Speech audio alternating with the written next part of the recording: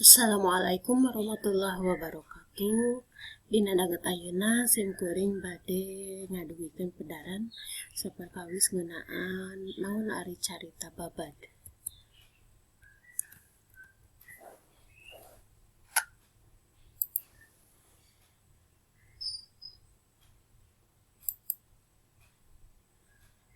Carita babad nyaeta sajarah lokal anu aya patalina jeung wewengkon atawa tempat di mana urang cicing. Carita babad biasa ditulis atawa dijadikeun sumber sajarah lokal lantaran dina carita babad mah eusina lolobana ngeunaan sajarah lokal. Tapi teu saeutik deui nu pamohalan. Ku kituna sok aya nu nyebut carita babad teh dongeng babad. Harti babad sorangan, harti babad nyaeta asalna tina basa Jawa nu artina muka lahan anyar atawa nuar tangkal. Dipatalikeun kana sajarah lantaran unggal sajarah hiji daerah salawasna dimimitian ku muka wilayah anyar. Satuluyna babad dihartikeun carita nu aya patalina jeung sajarah.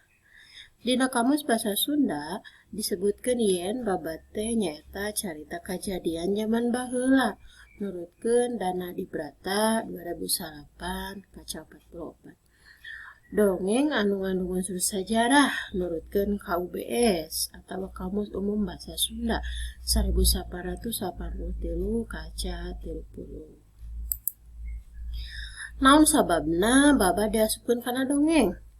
Dina babad kapanggih ayana bagian anu pamohalan kitu oge dina dongeng. Dongeng kaasup kana golongan carita, umumna carita anu parondok. Nurutkeun susunan basana, dongeng babad kaasup kana wangun lancaran atawa prosa. Kajadian nu kacatur dina babad lamun diukur ku akal mah aya nu katarima ku akal, aya oge nu pamohalan. Dina dongeng mah lolobana nu pamohalan. Saterusna dongeng nyebar ku jalan dicaritakeun ku lisan, tatalepa ti hiji jalma ka jalma liana. Dongeng rea nu geus kahot umurna teu kapaluruh iraha jeung saha nu ngarangna. Anu mantak dongeng kaasup babad diasupkeun kana golongan carita balarea. Carita babad ditulis dina wangun wawacan. Aya oge anu dina wangun prosa. Nuliskeunana bisa make aksara Sunda kuno, Arab atawa pegon, jeung Sunda Jawa atawa cacarakan. Aya oge nu ditulis ku aksara Laten.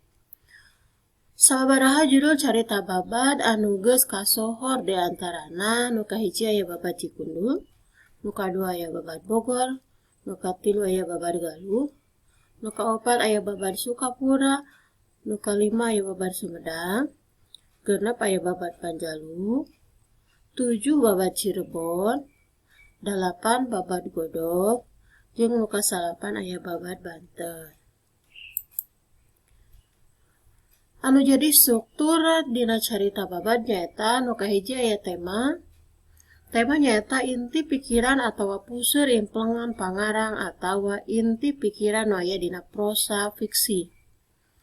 Nu kadua aya pelaku atawa tokoh carita nyaeta ngaran-ngaran boh jalma boh sasatoan anu ngalalakon dina caritaan. Anu katilu aya latar nyaeta waktu jeung tempat lumangsungna carita. Anu kaopat aya galur atawa alur atawa plot nyaeta runtuyan kajadian nu ngawangun hiji carita. Anu kalima amanat nyaeta pesen nu hayang ditepikeun ku pangarang kanu maca. Nu terakhir aya puseur sawangan atawa point of view nyaeta cara pangarang nyaritakeun palaku dina caritaanana. Jalma katilu biasa disebut ku tokoh manehna sedengkeun jalma kahiji biasa disebut kuring. Sakitu panginten pedaran ti sim kuring ngeunaan carita babad. Hatur nuhun. Assalamualaikum warahmatullahi wabarakatuh.